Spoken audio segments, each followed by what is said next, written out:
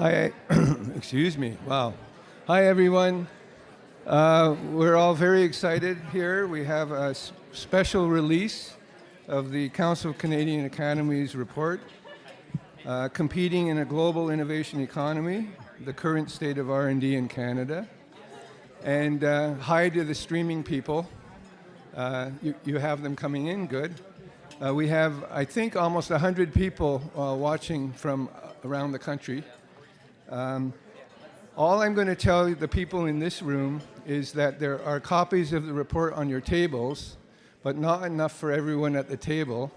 So if you don't get your hands on one, CCA has a booth in the exhibit area, and there's a copy for everyone. So you don't have to fight for the copy. Whoever's closest to it can grab it. And it's my great pleasure to introduce Eric Medlen, President and CEO of the Council of Canadian Academies, who's going to open up this session for us. So Eric, welcome.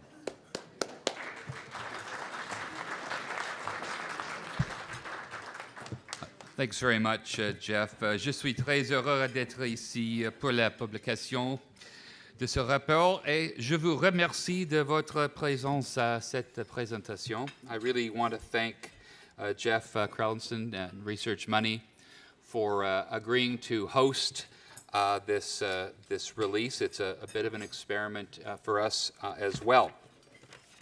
I'm going to be rather brief, but I do want to just remind those of you who may not know that the Council of Canadian Academies is an organization that's purpose-built to carry out assessments of the evidence on topics of interest. We do that by bringing together the best minds. We convene experts in panels, and we hope the end result, much like the work you're seeing today presented, will help inform decisions. This particular assessment was requested of us by Minister Duncan, the Minister of Science, and we've been carrying out assessments like this really since about 2006. The reason for this particular report is probably best reflected in this quote from the Senate Special Committee on Science Policy from 1970. Since 1916, the main objective of Canadian science policy has been to promote technological innovation in industry. Almost every decade since the 1920s has witnessed renewed attempts by successive Canadian governments to achieve it. But on the whole, they have all failed. So, it's a perennial problem. It admits of no simple solution. I can't give you the spoiler alert that we have solved it, but I can certainly tell you that we've been looking at these issues for quite some time.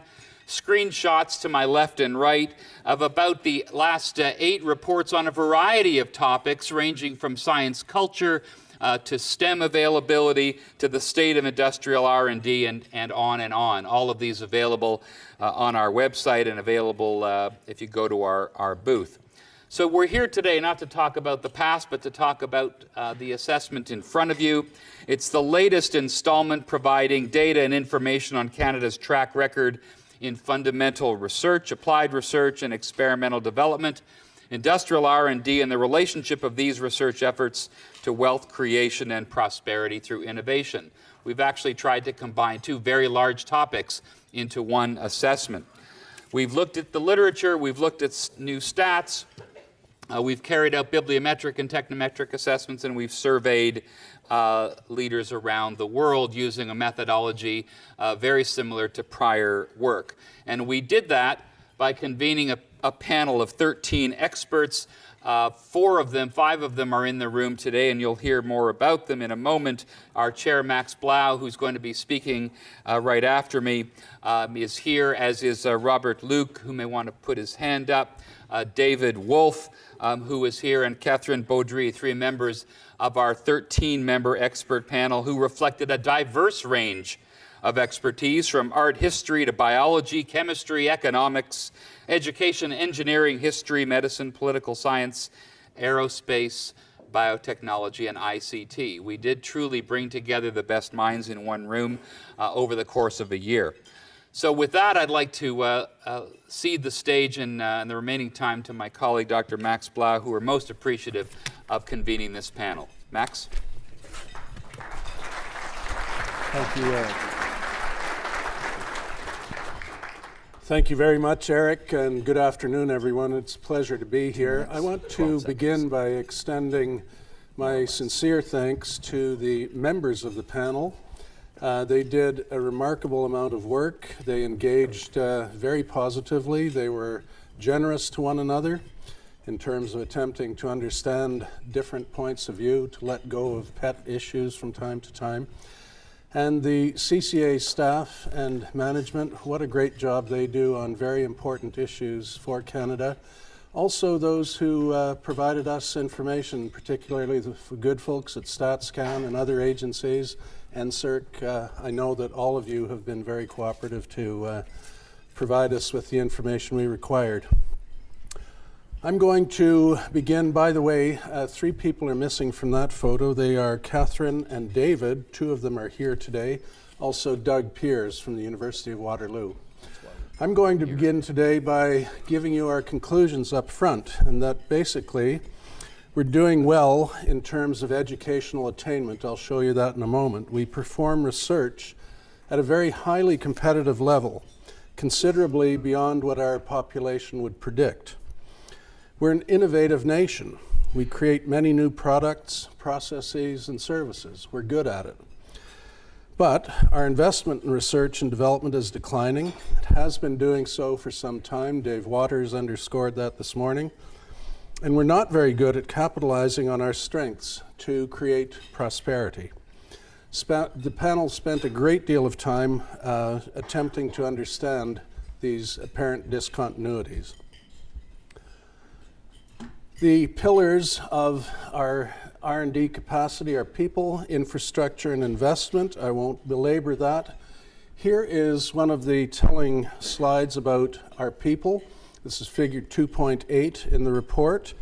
We have the highest level of educational attainment in the OECD for post-secondary, though now we are ranked behind Japan and South Korea amongst the younger cohorts. And this is figure 2.8 in your document.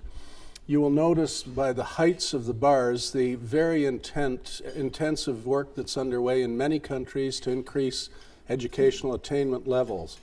Our increase is less than that of many of the other countries. Mind you, we have a very good record already. I also want to note that the number of R&D personnel excuse me, employed to undertake industrial research and development dropped pardon me, by about 20% between 2008 and 2013.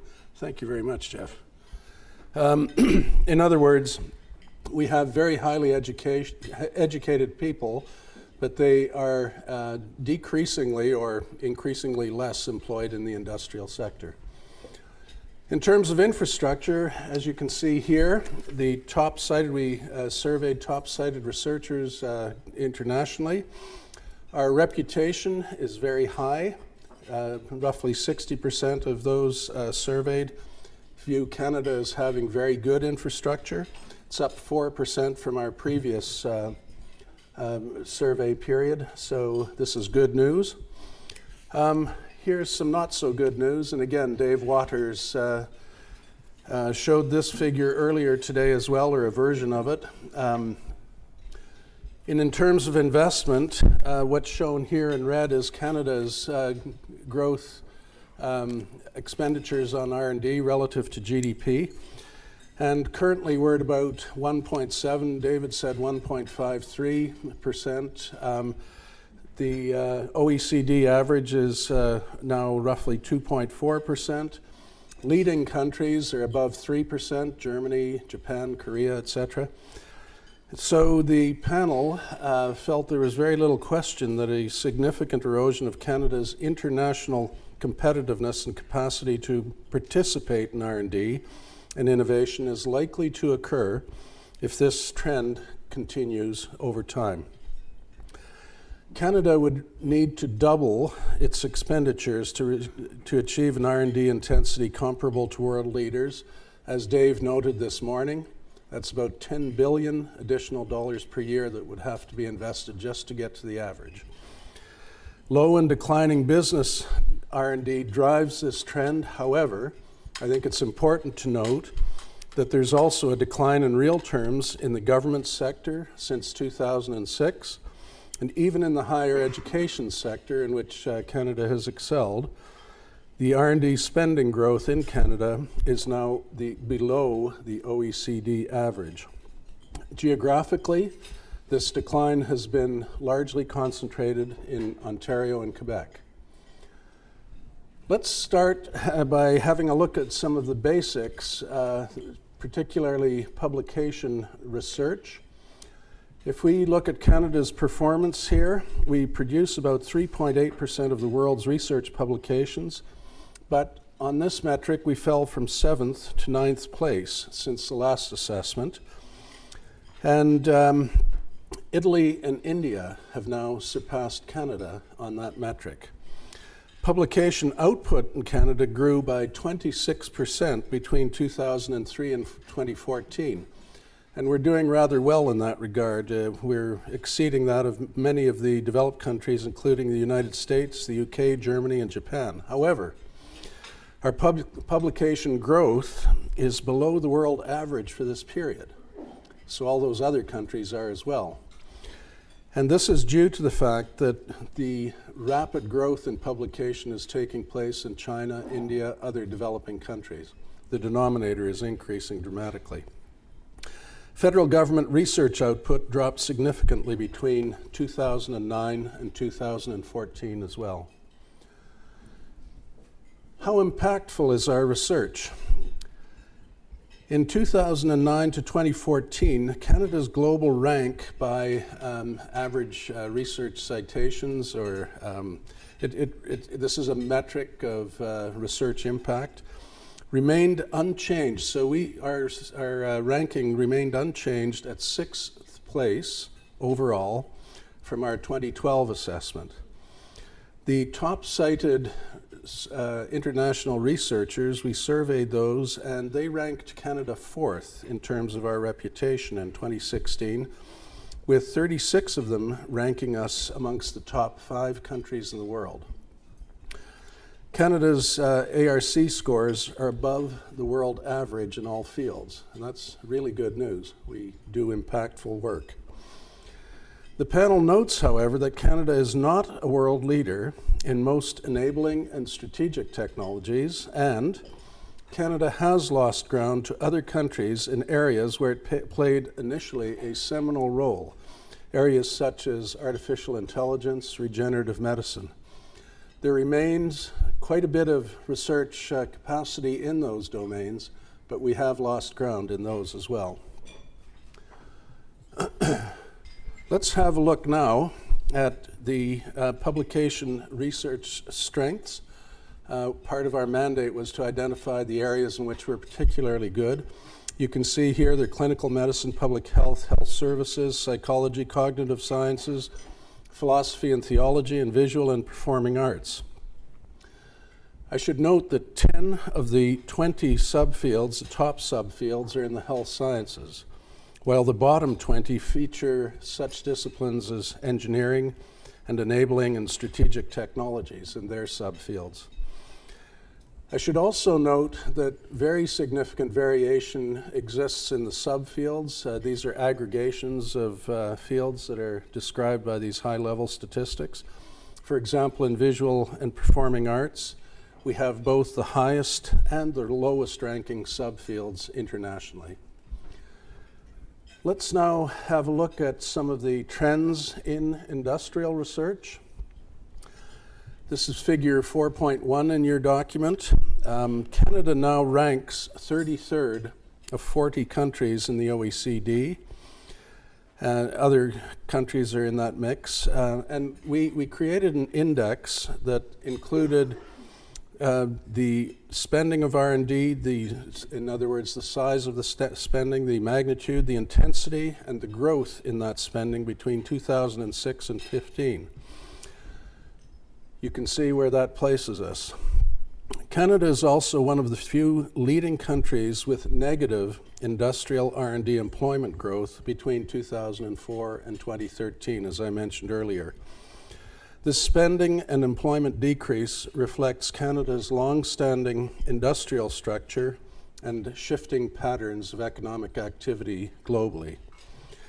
If we look at how we spend on industrial R&D, we note that much of Canada's research is carried out in less R&D intensive industries, certainly in comparison with the G7 nations. About 50% of our industrial R&D is spent in high and medium high-tech industrial sectors.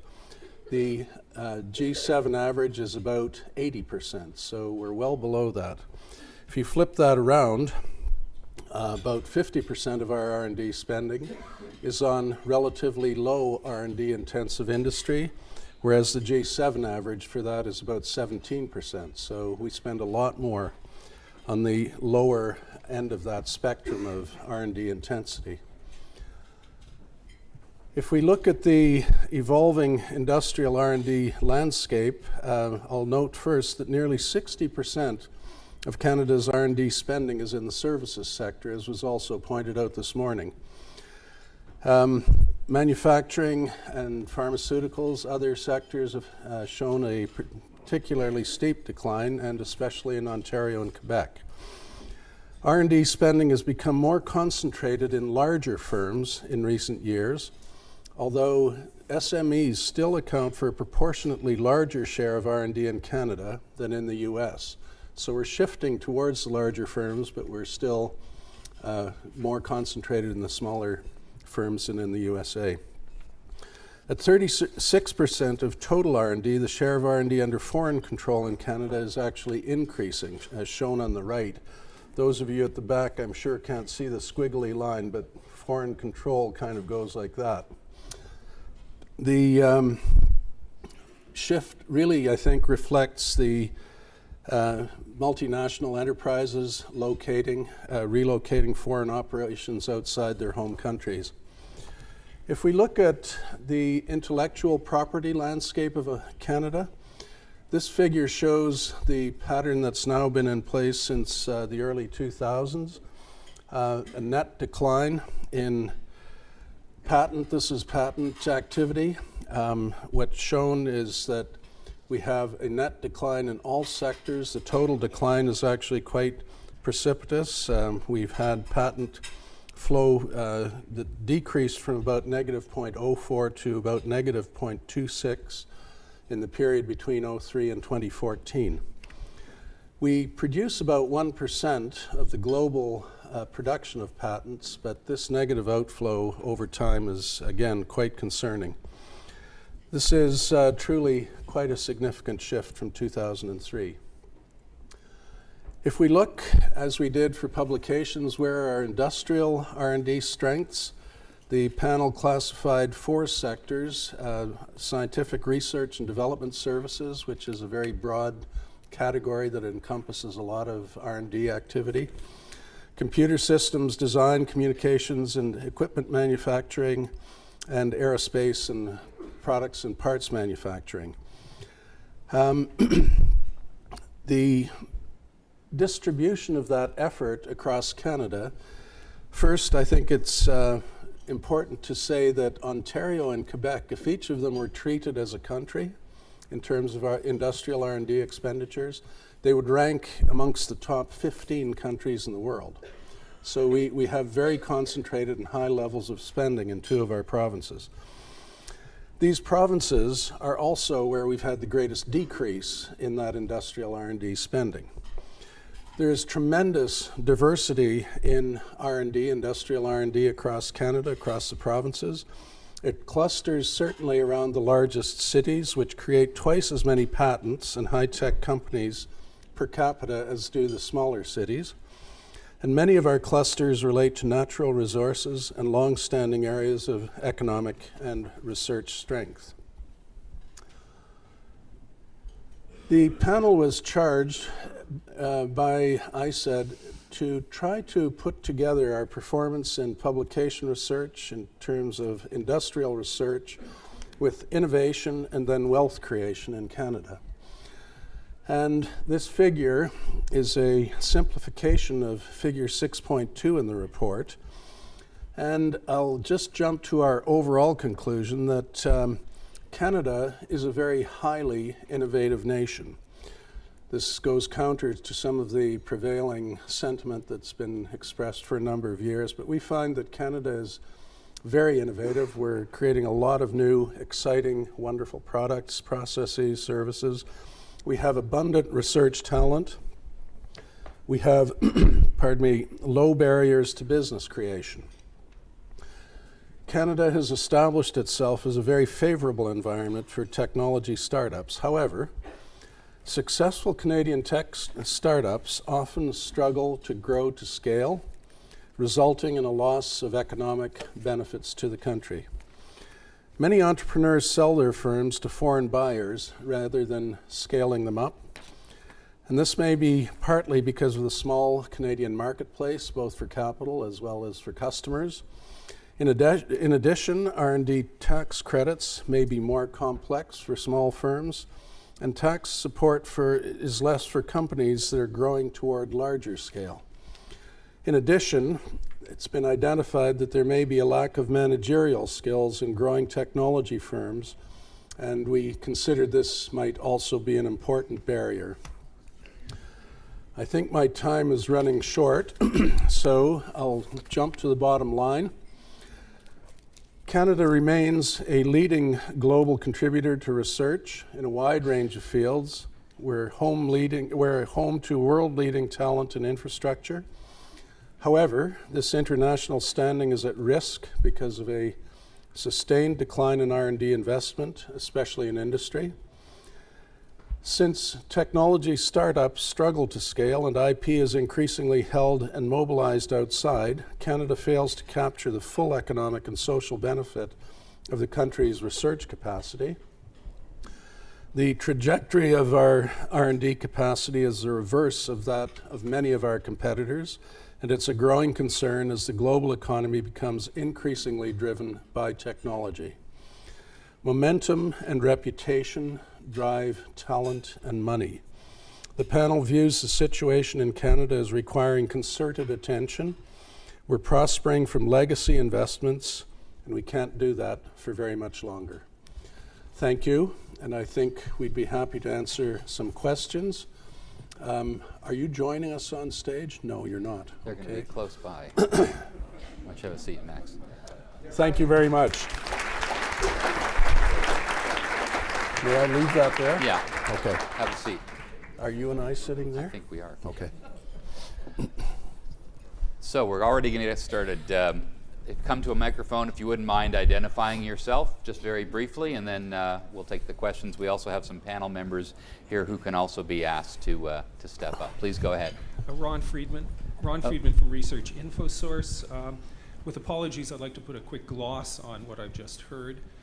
On people, we're doing very well. In fact, I'd argue we're doing too well. The country with the lowest university enrollment in the European Union is Germany, and they don't seem to be suffering from lack of university enrollment.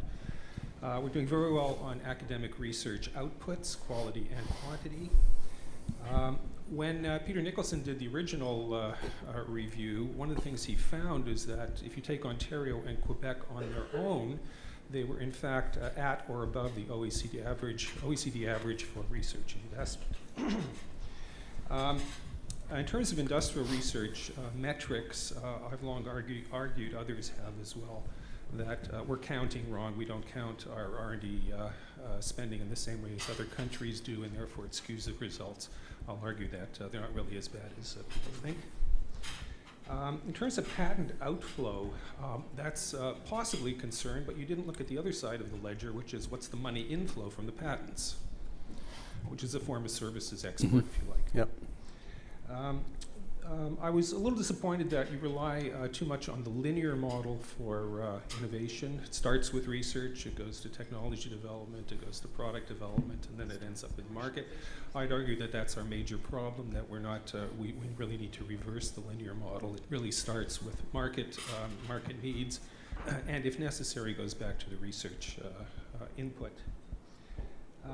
And finally, why more spending on research when you've already proven that we're not using the outputs that we already generate?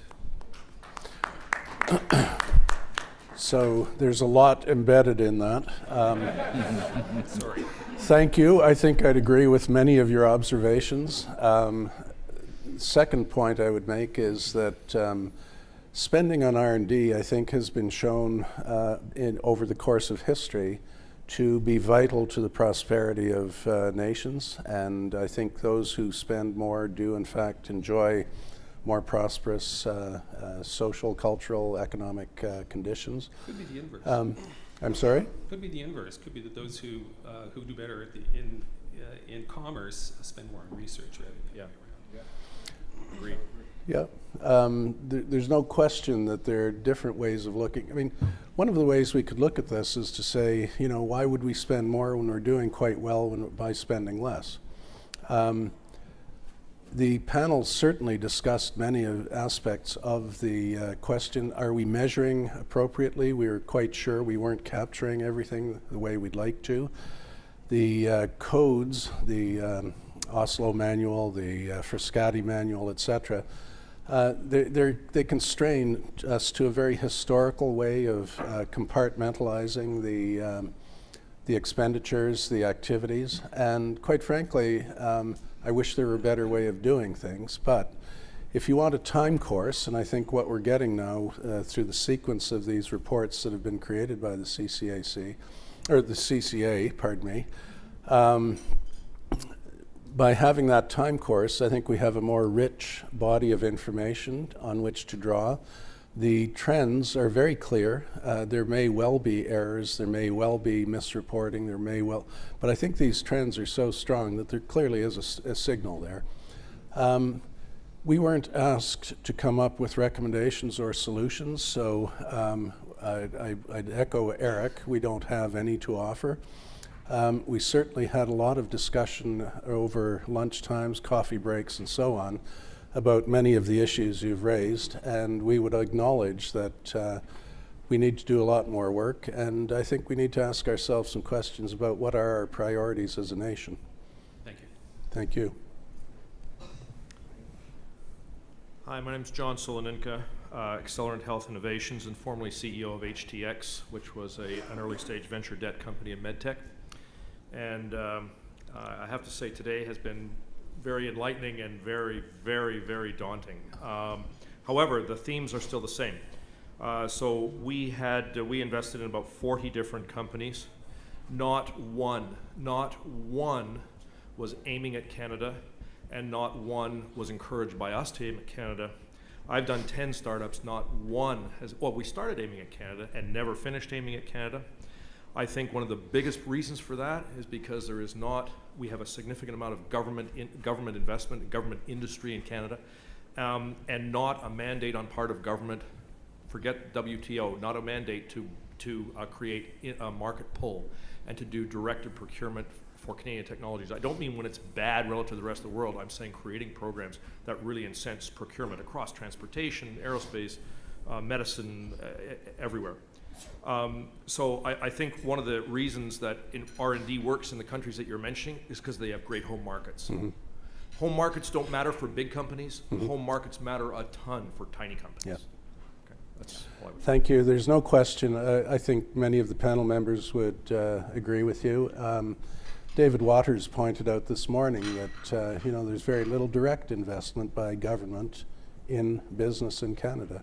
We have a lot of tax structures and so on. Procurement, we talked about procurement as a panel. I don't think we came to any overarching agreement. David, Catherine, Robert. But we would certainly agree with you that it's a key part of helping younger, smaller companies to get going. SBIR. Thank you. Widespread. Yeah. David, do you want to make a comment? Yeah, I would just add that a lot of the companies that you're talking about depend on procurement by provincial governments and provincial government agencies, the entire hospital sector. And I know there have been debates about that in the Ontario government going back to the Premier's Council report in 1988. Bringing all of that broader public sector, particularly at the provincial level, together in any province to coordinate procurement is a nut that no government has cracked. Well, there have been debates about it for 30, 35 years. So to change that, it's not just a federal government problem. It's a provincial government problem, but it's a problem that exists primarily in the broader public sector, and it would need a fundamental change of attitude within the public sector, but among the voting population, about how we use those services, both to deliver health care to Canadians, but also to leverage new and innovative technology products for Canadian companies. And we're not there yet as a country.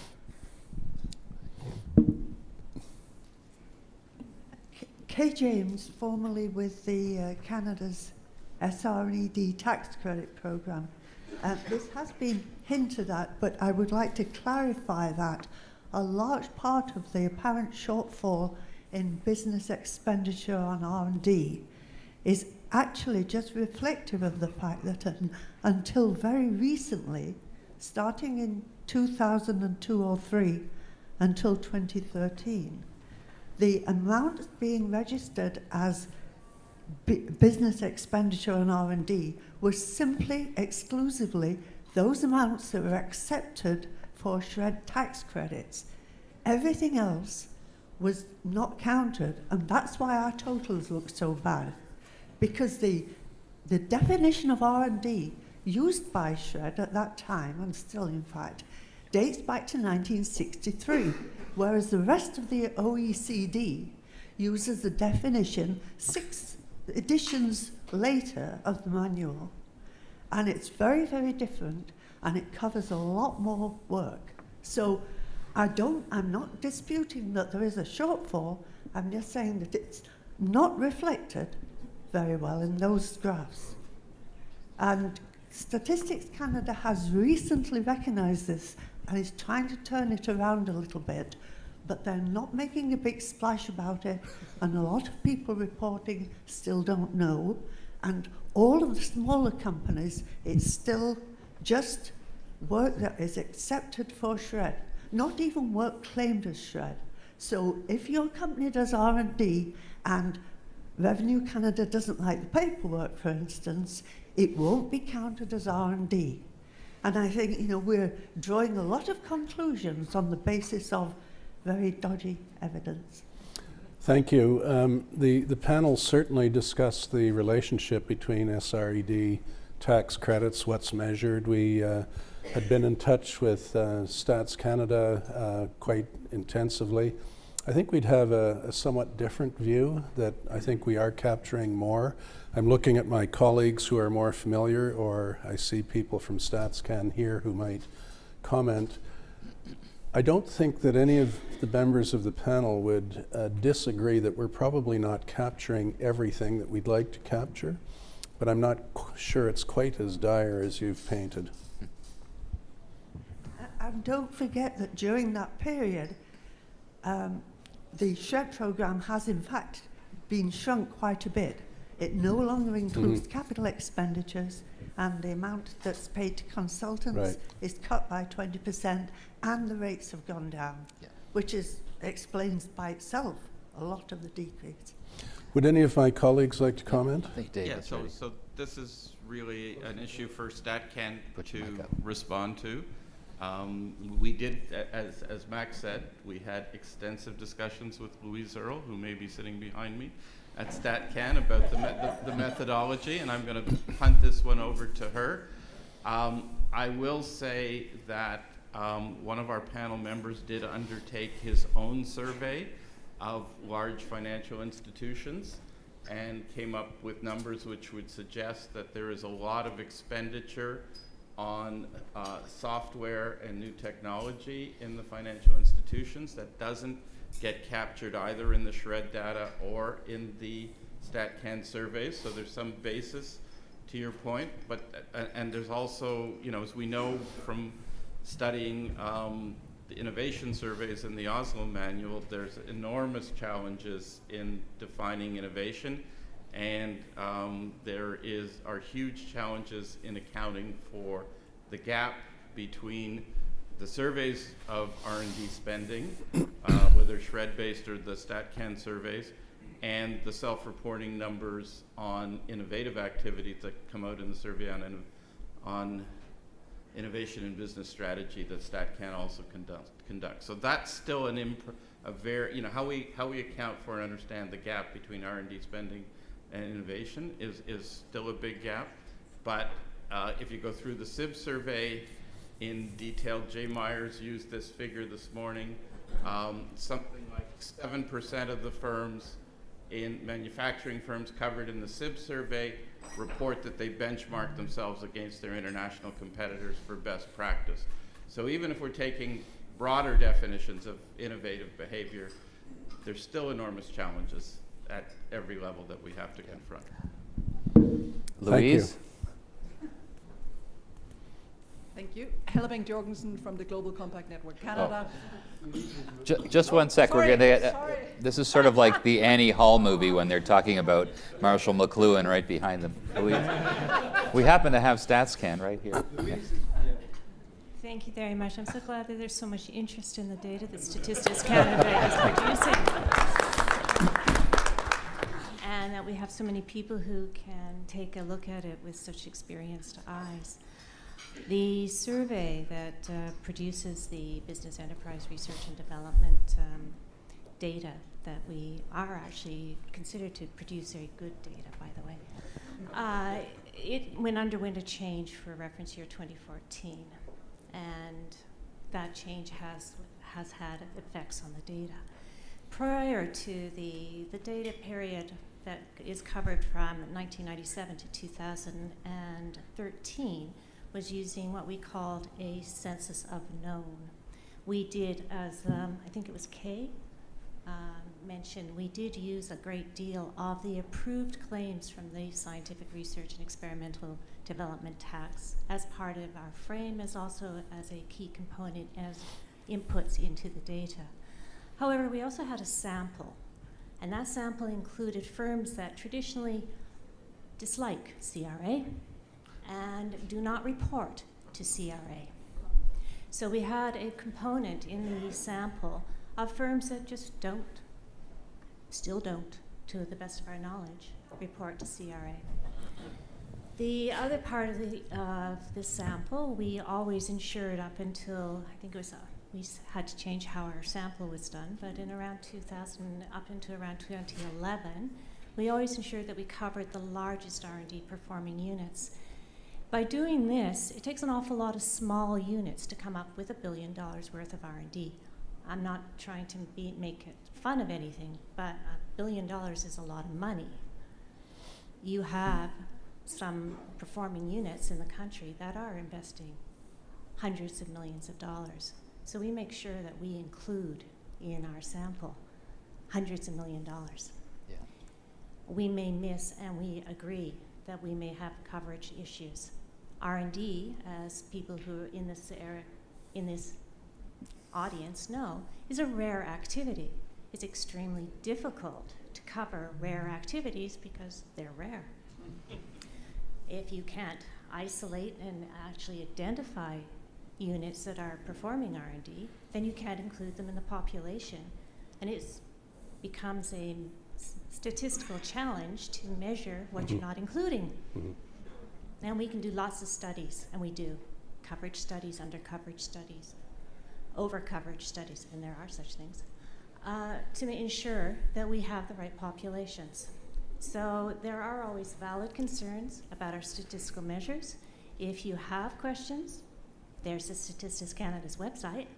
Our methodology for all the years is on the website. Just look up Research and Development in Canadian Industry, and then go click forever, because we like to click.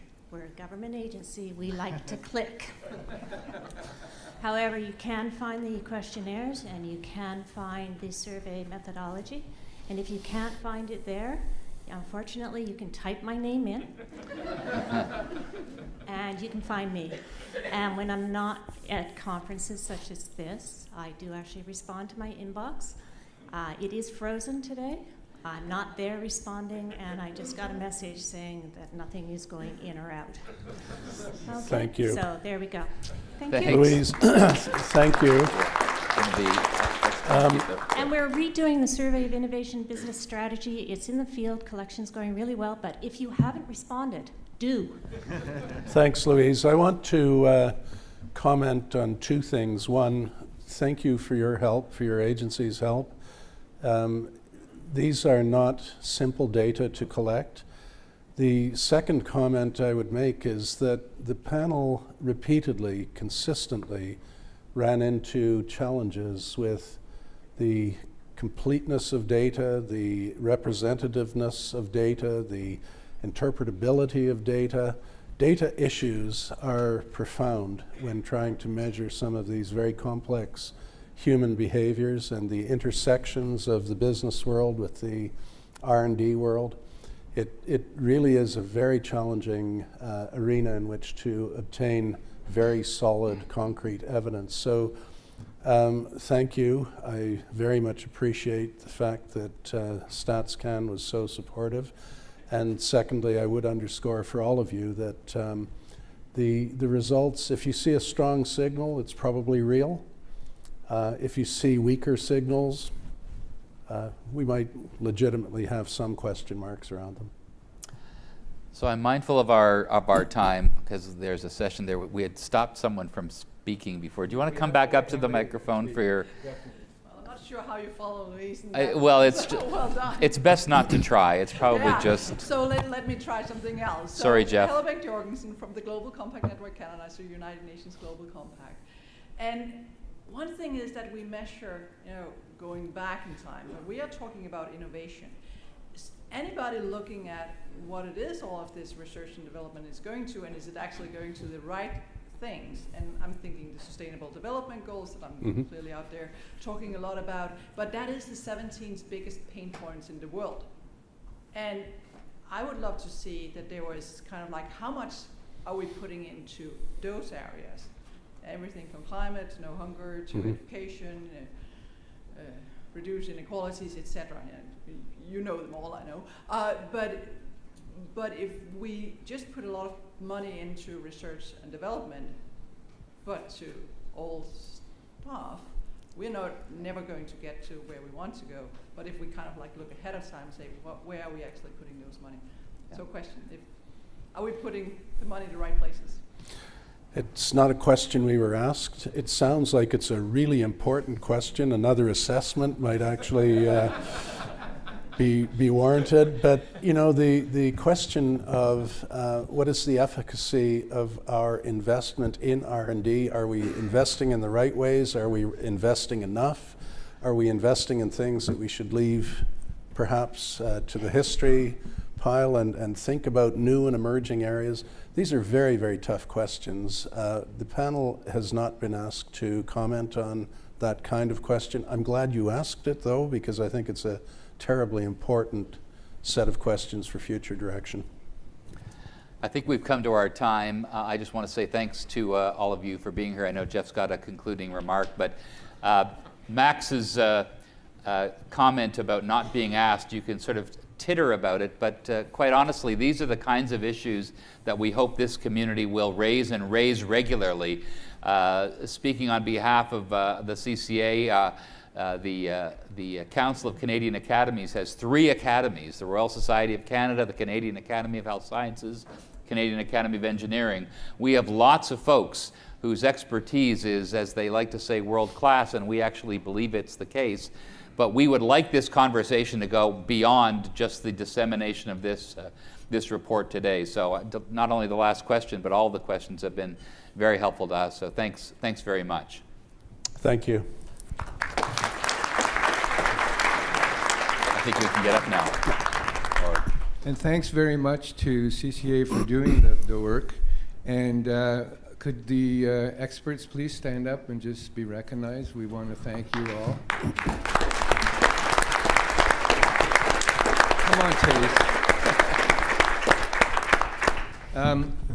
Our job is to, once the work's been done, to tell you about it. And so Mark Henderson wrote an article about it. I posted it at 6:30 in the morning. It was written yesterday, and I thank the CCA for giving us an embargoed copy of the report. I promise I didn't read it, only Mark did. And so you can read the story there. And we're going to continue working with CCA. Eric and I have been talking about it. about ways to, so that Eric and his colleagues don't have to wait to be asked. Our community has to put pressure on the government and the other stakeholders to look at these issues and start answering the questions that some of you asked. So thanks again, Eric and Max. It was fantastic. Thank you. That was great. On time as well, right? Amazing, eh? Thanks. Thanks, Jeff. We managed to stay on time, too.